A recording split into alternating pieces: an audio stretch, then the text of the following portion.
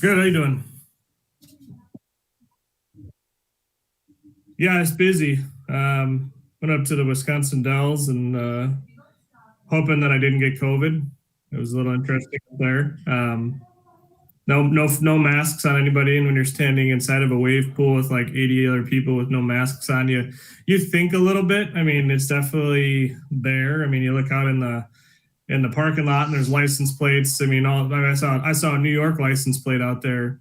So a lot of different people in that area. So I've come to a point where I shouldn't say that I don't care, but I'm not as hyper aware as I was like back in April, but it still kind of makes you think a little bit. I know my wife is a little bit more anxious about it. She was not too happy, but we'll see what happens. I don't know. It was a good risk. Put it that way. It was fun.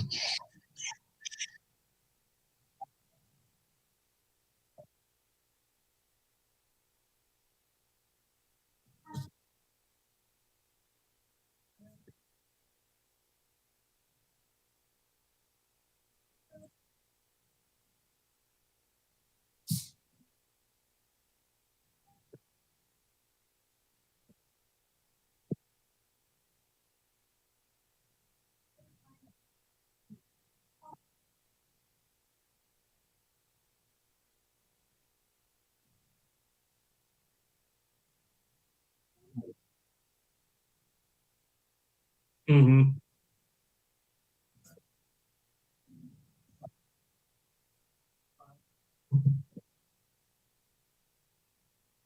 Because it felt good or they wanted to do it. There was a reason behind everything that was done and is done daily. Uh, and generally it is because you're trying to make people's lives better or you're trying to create a way for people to survive in the advent of danger. So really, really an interesting point there to think about that on a higher level.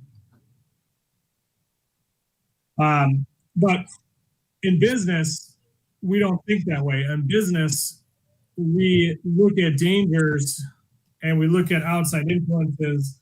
And what we do is we turn it around and we actually pressure from internally. We pressure from inside. We put deadlines on people. We squeeze them in a vice. We tell them that, hey, we got to get this out this week.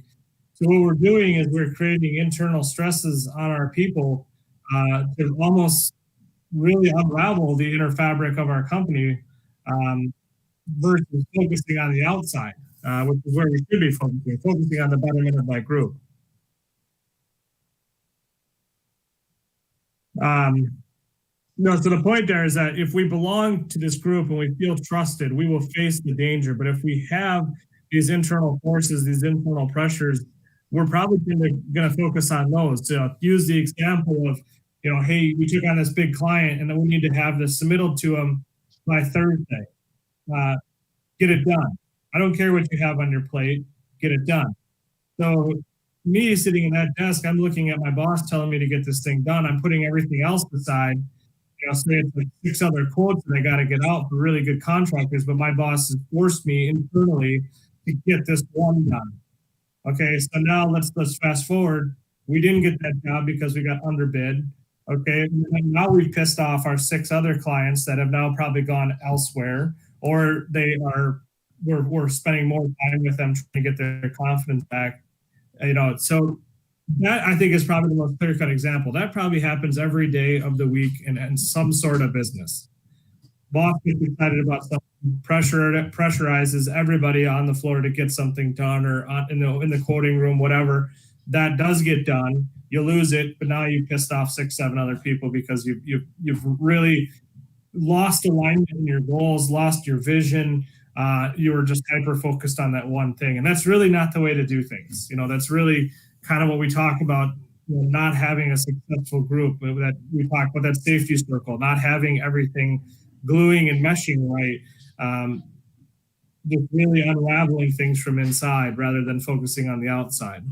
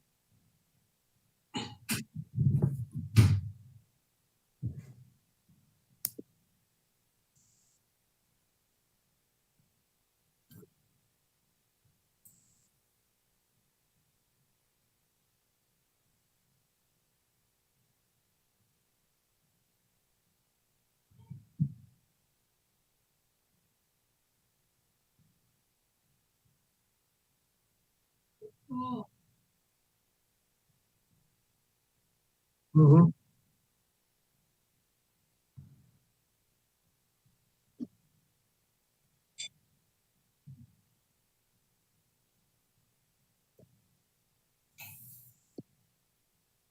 Yeah,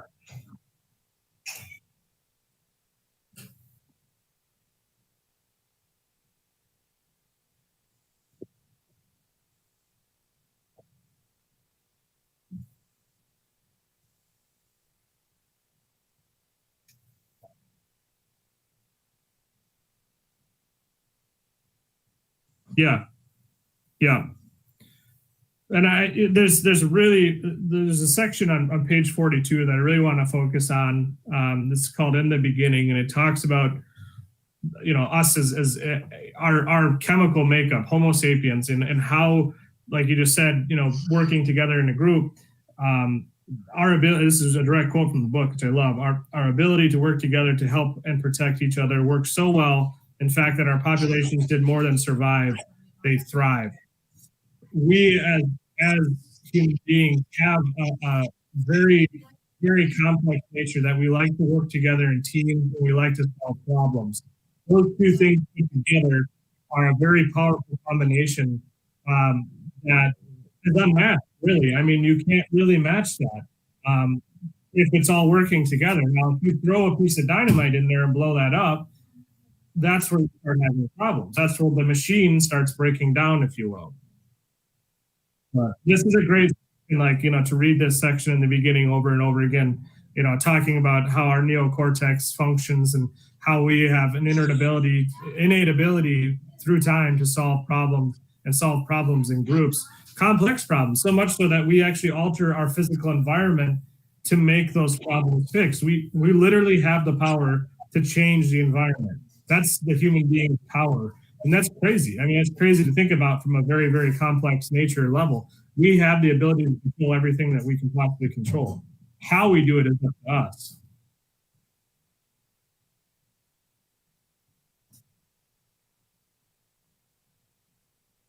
Yeah.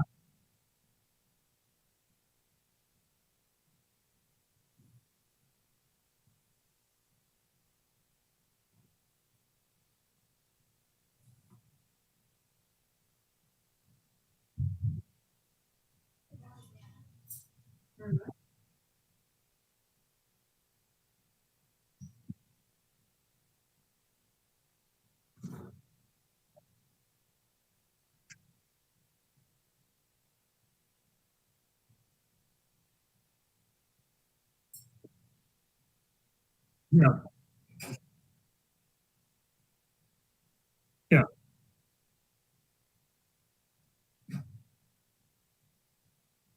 There is definitely, an aura, an energy. Along the same lines, I was, what was it, 2 weeks ago, it was September 11th, 10 days ago.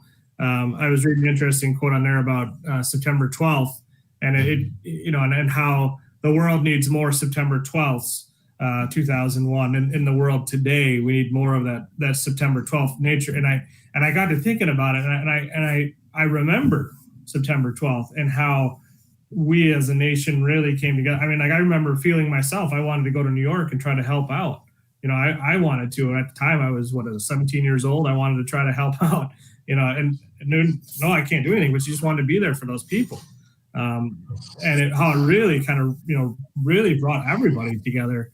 And that is what it is. I mean, people want to be together. We are a group that wants to function as a group of people. So which is great. You know, you go to slide 6 there. That's what it's all about the group.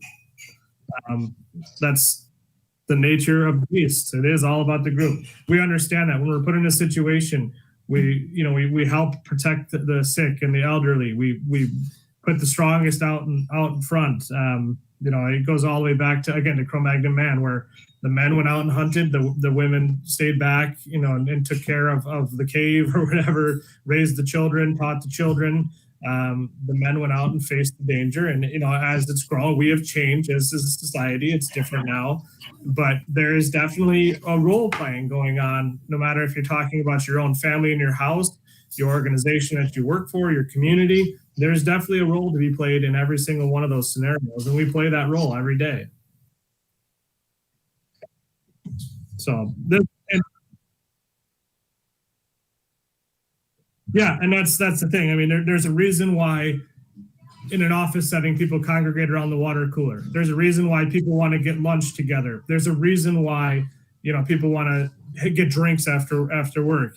There is a reason why, and it's our social aspect of us as people. We want to be social. We crave social. It's why, like you said, we're facing a time right now where we have this potentially life-threatening disease running rampant throughout the entire world. And we're flat out saying we don't really care, or we care a little bit, but we probably don't care as much as we do wanting to just be around people and not talking to each other through a TV screen or through a computer screen like we are. We crave that want, that and you can't explain it. I mean, how do you explain it? It's a want. You just want to be around people. And when when you're not, you start to miss them. You start feeling those feelings of remorse and bad feelings. So we need that.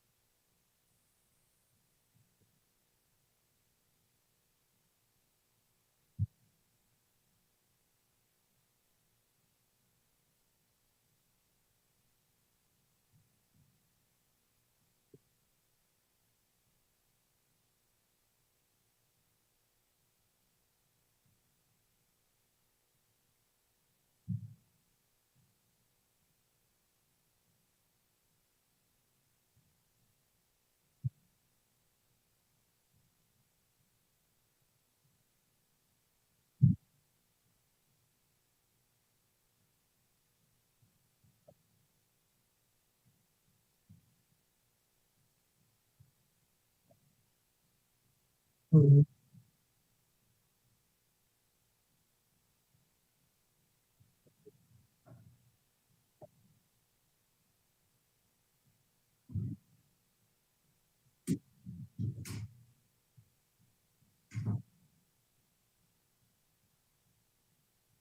Mhm.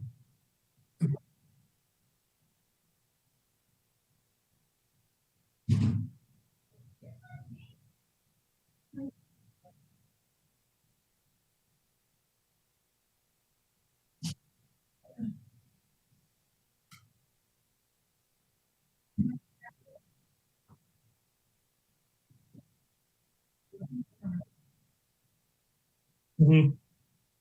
Yeah, yeah, yeah. And I think you bring up a really good point. I think this gets really overlooked, um, sales and production side. You just get so busy with your routine that you make a production change on the fly. You tell a guy, hey, you check this forklift, before you start your next shift. You just tell it to him, that person forgets. Same on the sales side. You got one salesman over here and you got one salesman over here, and they're just talking to each other on the phone, and they're getting it. They're kind of getting it, but man, there is an unmovable force when you bring everybody together and put them in a room for 4 hours and really hash out the problems. I mean, there's accountability, there's pride, there's deep thoughts. And you leave the room. I mean, sometimes you leave that room, and we've had plenty of gentlemen arguments about how to do things. To where they get you worked up. You get worked up. You get passionate about something. You get worked up about it. But that is a greater good for the team than it is just these random phone calls, these random face chats, these random just, hey, get this done kind of mentality. Take the time. And I come from an organization that didn't do that. And that ultimately it's painful. A lot of it just gets swept under the rug, and you don't get the real things done. But yeah, I mean, coming to Rosetta, when we get together, we have a meeting on Wednesday that I'm going to have to miss because of travel, and it pains me because I'm not going to be there. I'm going to be there on the phone, but I know that it's not going to be the same. I'm not going to have the same experience that you guys will, and that does it physically brings me some kind of pain, because I feel like I need to be there. So that and that's just the culture. That's part of the culture. You have to want those things, as a person. Otherwise, you probably should just be an entrepreneur and work with yourself because nobody else matters. So, but if you want to work in a true team environment, you've got to be willing to be that social element.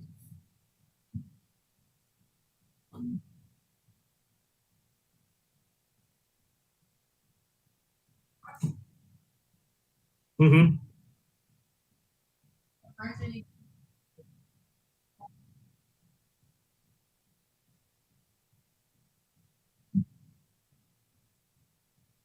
Yeah,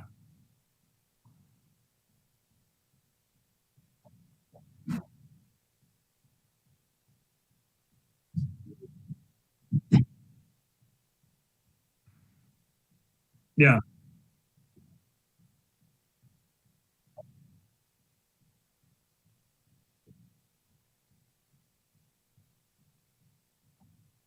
yeah.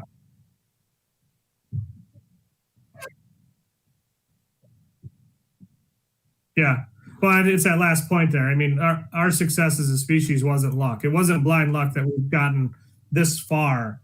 And which, however you believe we've gotten to this point. I mean, I know there's different beliefs and all how it all happened, but it's not blind luck. It's our inner workings. It's how we function as people in a social environment. Again, I can't say enough of that circle of safety. That is probably one of the greatest diagrams of all time that I've ever seen. If you can really understand that and really harness that, your team is unstoppable. Essentially, in my eyes, I think that is such a good picture to have in your head all the time.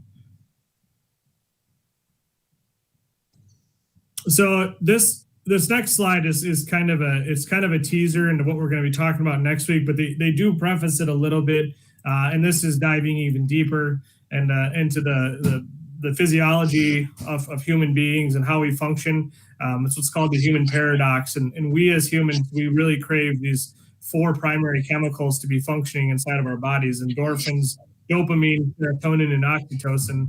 And Simon Sinek is one half of Simon Sinek where he just goes way off into the deep end and starts talking about these things. And he'll lose you very quickly if you don't understand it. But it does make a ton of sense, when you actually break it down. And the way that I broke it down here is very easy to understand. Your endorphins and your dopamine are your selfish tools. Those are the tools that make you think, make you work, make you create, and make you do things that you need to do to survive. Your serotonin and your oxytocin are two chemicals that make you feel good. Those are the things that when you get praised for at work that you've done a good job. that's one of those chemicals kicking off in your brain and making you have that good feeling, that feeling of satisfaction. So those are your self-help tools. But both or all four, I should say, are essentially a means of survival. We crave all four of those at different times um, in our lives, and it helps us really function, helps us grow, it helps us learn, it helps us adapt. Uh, and depending on which one of those chemicals fires off and how it fires off, it greatly affects how your life is. Again, this is getting way down deep into the inner of human nature, but it is very important to understand how these work because you can abuse them. There are false ways of achieving some of these, like dopamine is a very false chemical if you are a drug user. Dopamine is a feeling that is achieved when you have too much to drink, when you get high. That's dopamine. So a lot of people can abuse that in an artificial way, try to crave that because we crave that. Essentially, what we're doing is we're depriving ourselves of that and filling that void artificially. So that again, diving way down deep into the weeds, but it's very important to understand this to understand how your team functions and how you function.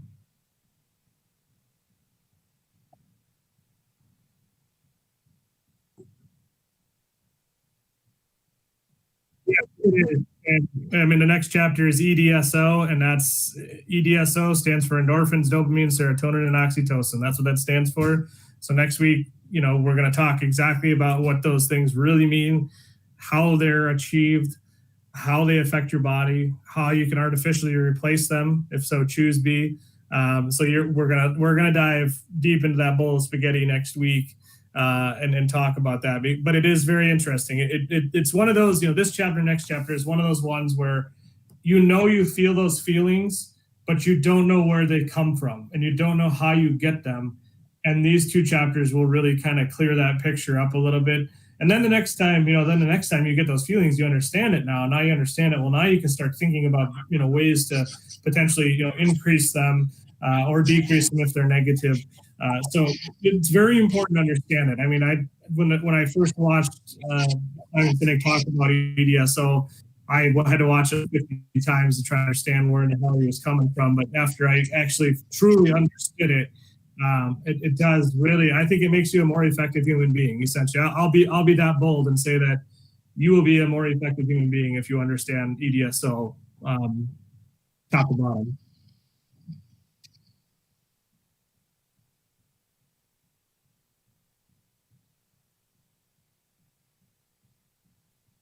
Mm-hmm.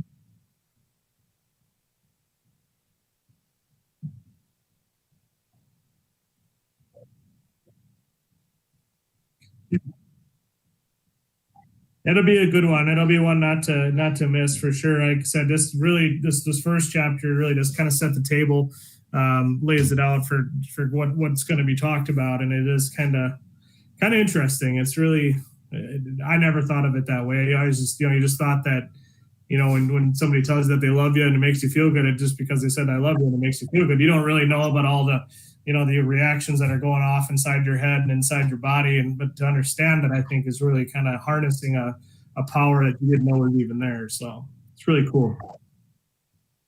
So yeah, that'll be good.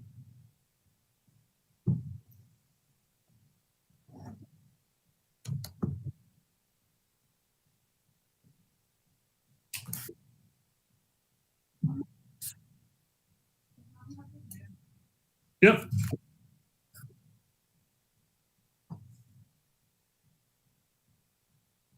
Yep. Yep.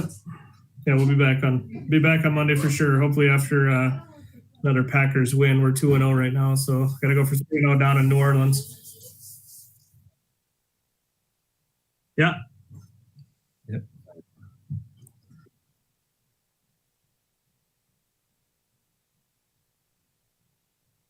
Yep. I'll see you on Thursday. Wednesday. Wednesday. Yeah. We'll get that inner social environment going on. Yep. All right. We'll see you.